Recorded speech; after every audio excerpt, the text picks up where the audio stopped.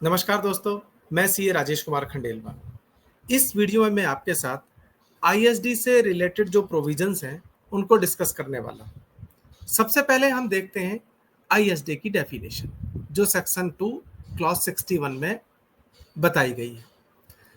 Input service distributor एक office है goods और सर्विसेज के सप्लायर का, और जो इनपुट सर्विस डिस्ट्रीब्यूटर है वो खुद कोई सर्विस रिसीव नहीं करता है। सर्विस रिसीव करने का काम इसका डिस्टिंक्ट पर्सन करता है, परंतु इनवाइस आईएसडी को रेज किया जाता है। सीजीएसटी एक्ट में सेक्शन 20 है जो इनपुट सर्विस डिस्ट्रीब्यूटर के रिलेशन में प्रोविजंस की बात करता है। इसके साथ साथ हम रूल 39 और रूल 54 की भी बात करेंगे। सेक्शन 20 कहता है आईएसडी को रजिस्ट्रेशन लेना होगा यदि वो ऐसी सर्विस के लिए इनवाइस रिसीव करता है जो उसके डिस्टिंक्ट पर्सन ने ली है, और रजिस्ट्रेशन लेने के बाद वह उन इनवाइस पर जो टैक्स चार्ज किया हुआ है उसका वह क्रेडिट डिस्टिंक्ट पर्सन को डिस्ट्रीब्यूट कर सकता है। डिस्टिंक्ट पर्सन वो होने चाहिए जिन्होंने उस सर्विस को रिसीव किया है। आईएसडी के पास जो इनवाइस आएगा या तो उस पर आईजीएसटी चार्ज किया गया होगा या सीओआरएस चार्ज किया गया होगा, तो आईएसडी सेंट्रल टैक्स को सेंट्रल टैक्स या आईजीएसटी के रूप में डिस्ट्रीब्यूट कर सकता है। इसी प्रकार से जो स्टेट टैक्स है उसको स्टेट टैक्स के रूप में या आईजीएसटी के रूप में डिस्ट्रीब्यूट किया जा सकता है। सेक्शन 21 बहुत इंपॉर्टेंट है। सेक्शन 21 कहता है यदि इनकरेक्ट डिस्ट्रीब्यूशन हो गया तो पनिशमेंट किसको मिलेगी? पनिशमेंट आईएसडी को नहीं मिलेगी, बल्कि पनिशमेंट तो मिलेगी जो उसके डिस्टिंक्ट पर्सन है, जिनको आईटीसी का एक्सेस डिस्ट्रीब्यूशन हो गया है। तो यहां पर जो डिस्टिंक्ट पर्सन है जिनको इनपुट टैक्स क्रेडिट आईएसडी के द्वारा डिस्ट्रीब्यूट कर दिया गया है, उनके लिए ये मैंडेटरी है कि वो इस चीज को ध्यान में रखें कि उनको आईटीसी उतना ही डिस्ट्रीब्यूट होना चाहिए जितनी की उनकी एलिजिबिलिटी है। गलती करेगा आईएसडी, लेकिन उसका जो परिणाम है वो भुगतना पड़ेगा डिस्टिंक्ट पर्सन को। इसीलिए यहां पर लिखा गया है यदि इनकरेक्ट डिस्ट्रीब्यूशन होता है या प्रोविजन के कंट्रावेंशन में डिस्ट्रीब्यूशन होता है तो 73, 74, 74 ए के जो प्रोविजंस हैं वो डिस्टिंक्ट पर्सन पर एप्लीकेबल होंगे, ना कि आईएसडी के ऊपर। दोस्तों एक सर्कुलर आया था, सर्कुलर नंबर 199, बहुत इंपॉर्टेंट सर्कुलर है। जो भी आईएसडी को समझना चाहते हैं उन्हें इस सर्कुलर को जरूर पढ़ना चाहिए। इस सर्कुलर में यह बताया गया है कि सर्विस दो टाइप की है, third party service, internally generated services. जो थर्ड पार्टी सर्विस है उनमें जो टैक्स चार्ज किया गया है उस टैक्स का डिस्ट्रीब्यूशन आईएसडी रूट से होगा, परंतु जो इंटरनली जनरेटेड सर्विस हैं उनके रिलेशन में क्रॉस चार्ज यानी डिस्टिंक्ट पर्सन फॉरवर्ड चार्ज में इनवाइस रेज करेगा। ऐसी सर्विसेज के लिए जो आईटीसी है उसका input tax credit ISD mechanism के थ्रू डिस्ट्रीब्यूट नहीं किया जाएगा। यदि हम ये जानने की कोशिश करें कि आईएसडी के थ्रू ऐसी कौन कौन सी सर्विसेज हैं जिनके टैक्स का डिस्ट्रीब्यूशन आईएसडी रूट से किया जा सकता है, तो हमें यह पता लगाना होगा कि वो थर्ड पार्टी सर्विस होनी चाहिए और ये सर्विस आईएसडी के रेफरेंस में जो डिस्टिंक्ट पर्सन है उसके द्वारा यूज की जानी चाहिए।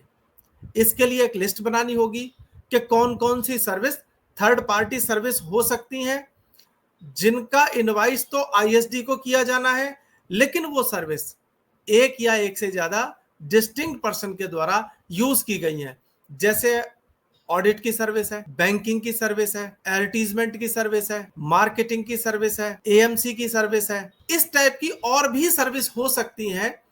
हमें यह पता लगाना होगा कि वो कौन कौन सी सर्विस हैं जिनके टैक्स का डिस्ट्रीब्यूशन आईएसडी रूट से किया जाना है। अब एक बार हम रूल के बारे में देख लेते हैं, क्योंकि जो आईएसडी रूट से इनपुट टैक्स क्रेडिट का डिस्ट्रीब्यूशन किया जाना है उनके रिलेशन में जो मैकेनिज्म दिया गया है वो रूल 39 में दिया गया है। इसमें यह बताया गया है कि इनपुट टैक्स क्रेडिट जो डिस्ट्रीब्यूशन के लिए आईएसडी के पास डिस्ट्रीब्यूशन के लिए अवेलेबल है, वह उसको जीएसटीआर 6 में उसी महीने में डिस्ट्रीब्यूट करना होगा। नंबर 2, जो क्रेडिट डिस्ट्रीब्यूट किया जाना है, डिस्ट्रीब्यूशन जितना आईटीसी आईएसडी के पास डिस्ट्रीब्यूशन के लिए अवेलेबल है उससे ज्यादा डिस्ट्रीब्यूट नहीं किया जा सकता। इनपुट टैक्स क्रेडिट केवल उन्हीं डिस्टिंक्ट पर्सन को डिस्ट्रीब्यूट किया जाना चाहिए जिन्होंने उस सर्विस को अवेल किया है।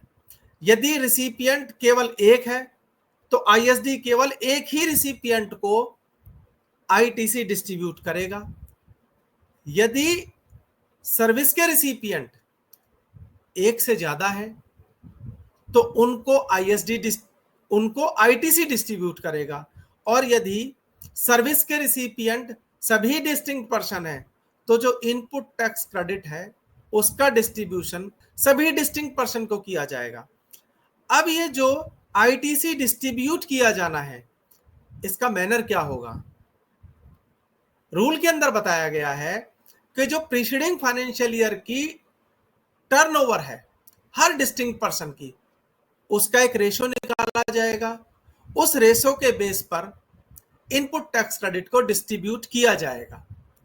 यदि कोई ऐसा डिस्टिंक्ट पर्सन है जिसकी प्रीसीडिंग फाइनेंशियल ईयर में कोई भी टर्नओवर नहीं है, तो करंट फाइनेंशियल ईयर में लास्ट क्वार्टर की जो टर्नओवर अवेलेबल है उसके बेसिस पर इनपुट टैक्स क्रेडिट का डिस्टिंक्ट पर्सन के बीच में आईटीसी डिस्ट्रीब्यूट किया जाएगा। आगे बताया गया है एलिजिबल इनपुट टैक्स क्रेडिट का भी डिस्ट्रीब्यूशन करना होगा और in eligible input tax credit का भी डिस्ट्रीब्यूशन किया जाना है। आईएसडी केवल एक पोस्टमैन के रूप में काम करता है। यदि उसके पास एलिजिबल इनपुट टैक्स क्रेडिट आ रहा है तो वो एलिजिबल इनपुट टैक्स क्रेडिट के रूप में उसको डिस्ट्रीब्यूट कर देगा।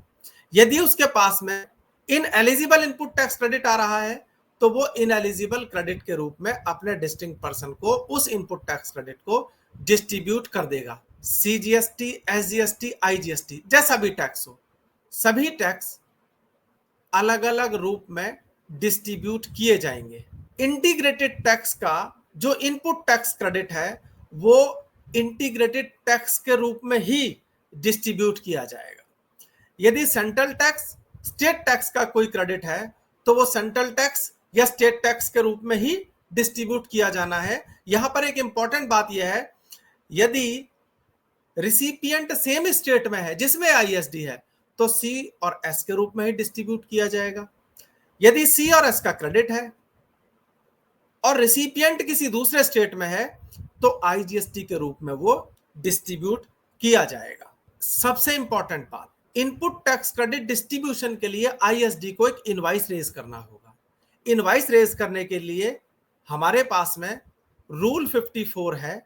इसके अंदर बताया गया है कि इनपुट सर्विस डिस्ट्रीब्यूटर किस प्रकार से इनवॉइस रेज करेगा और उसमें क्या क्या कंटेंट होंगे। आईएसडी के द्वारा क्रेडिट नोट भी जारी किया जा सकता है। यह सिचुएशन तब अराइज होती है जब सप्लायर ने इनवॉइस रेज किया था और किसी कारण की वजह से उसने क्रेडिट नोट रेज कर दिया। अब क्योंकि आईएसडी उस इनवॉइस के रिलेशन में आईटीसी को तो पहले ही डिस्ट्रीब्यूट कर चुका, अब सप्लायर ने क्रेडिट नोट रेज कर दिया तो आईएसडी भी क्रेडिट नोट रेज करेगा अपने डिस्टिंक्ट पर्सन को। तो जो पहले आईटीसी डिस्ट्रीब्यूट हो चुका है वो क्रेडिट नोट के एक्सटेंट कम हो जाएगा, और क्रेडिट नोट के रिलेशन में जो आईटीसी कम किया जाना है उसका रेशो वही होगा जो ओरिजिनल इनवॉइस के टाइम पर आईटीसी डिस्ट्रीब्यूट जिस रेशो में किया गया था।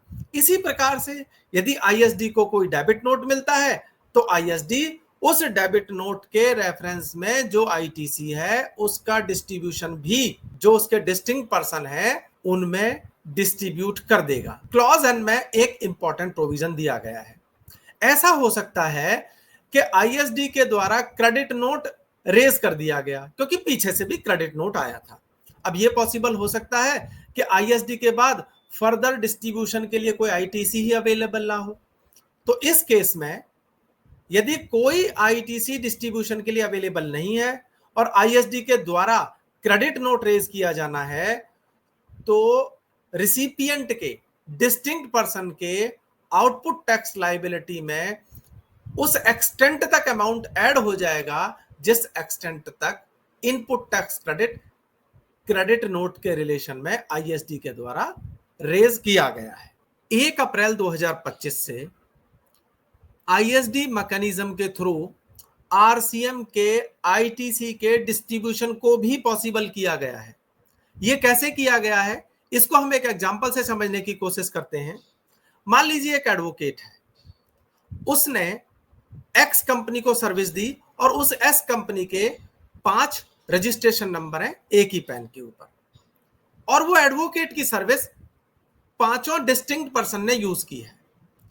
अब वो एडवोकेट क्या करेगा, नॉर्मल रजिस्टर्ड पर्सन को इनवाइस रेज करेगा। नॉर्मल रजिस्टर्ड पर्सन अपनी जीएसटीआर 3B में आरसीएम में लायबिलिटी क्रिएट करेगा, उसकी कैश में पेमेंट करेगा और पेमेंट करने के बाद में इस पेमेंट के रेफरेंस में input tax credit GSTR 3B में क्लेम कर लेगा। अब ये नॉर्मल रजिस्टर्ड पर्सन आईएसडी को एक इनवाइस रेज करेगा और आईएसडी क्या करेगा, उस इनवाइस को जीएसटीआर 6 में रिपोर्ट करेगा और उस इनवाइस के संबंध में जितने भी रिसिपिएंट हैं जिन्होंने वो एडवोकेट की सर्विस ली थी, उनमें उस इनवाइस के संबंध में जो इनपुट टैक्स क्रेडिट है उसको डिस्ट्रीब्यूट कर देगा। यहां पर सबसे इंपॉर्टेंट बात यह है कि नॉर्मल रजिस्टर्ड पर्सन उसी स्टेट में होना चाहिए जिस स्टेट में आईएसडी रजिस्टर्ड है। रूल 39 के एंड में एक एक्सप्लेनेशन दी हुई है। इस एक्सप्लेनेशन में यह बताया गया है कि रेलेवेंट पीरियड क्या होगा और टर्नओवर की कैलकुलेशन कैसे की जाएगी। बहुत इंपॉर्टेंट एक्सप्लेनेशन है। आईएसडी में आईटीसी का डिस्ट्रीब्यूशन किस रेशो में होगा वो इस एक्सप्लेनेशन को पढ़ने के बाद ही समझ में आएगा। जहां तक आईएसडी की रिटर्न का सवाल है, आईएसडी जीएसटीआर 6 में रिटर्न फाइल करेगा और ये रिटर्न नेक्स्ट मंथ के 13 तारीख तक फाइल हो जानी चाहिए। इससे रिलेटेड सेक्शन 39 सबसेक्शन 4 है और रूल 65 है। आईटीसी को डिस्ट्रीब्यूट करने के लिए आईएसडी को इनवाइस रेज करना होगा।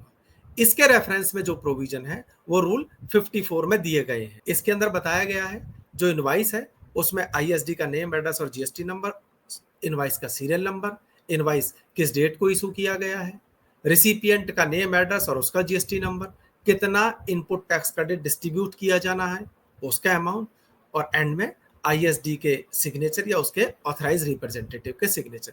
यहां पर ध्यान देने योग्य बात यह है कि इस रूल में यह नहीं लिखा हुआ है कि कितनी टैक्सेबल वैल्यू होगी, केवल यह लिखा हुआ है कि क्रेडिट जो डिस्ट्रीब्यूट किया जाना है उसकी डिटेल यहां पर आने वाली है। टैक्सेबल वैल्यू का यहां पर कोई रेफरेंस नहीं है। रूल 54(1)(a ये रूल ये बताता है जब नॉर्मल रजिस्टर्ड पर्सन आरसीएम में टैक्स पे करके आईटीसी के लिए इनवाइस आईएसडी को रेज करेगा तो उस इनवाइस में कौन कौन से कंटेंट होंगे ये इस वक्त आपके सामने स्क्रीन पर। दोस्तों, आपको ये वीडियो कैसा लगा? इस वीडियो को लाइक करें, शेयर करें, यूट्यूब चैनल को सब्सक्राइब करें। Thank you very much.